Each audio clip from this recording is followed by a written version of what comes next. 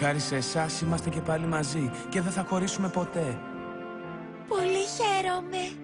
Έρωτας μεταξύ φαντασμάτων. Τέλειο. Θα σας είμαστε αιώνια ευγνώμονες. Αλλά θέλουμε να σας ζητήσουμε άλλη μια χάρη. Μια χάρη. Θέλω να τον αγγίξω μια τελευταία φορά.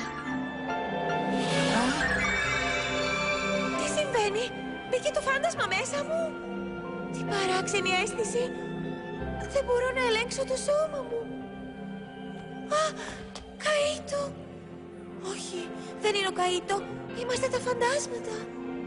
Τι σκέφτεσαι αυτή τη στιγμή, Καΐτο? Καταλαβαίνεις ότι είμαι εγώ? Περίμενε, δεν ξέρω τι να κάνω. Ο Καΐτο έχει τόση αγάπη στο βλέμμα του.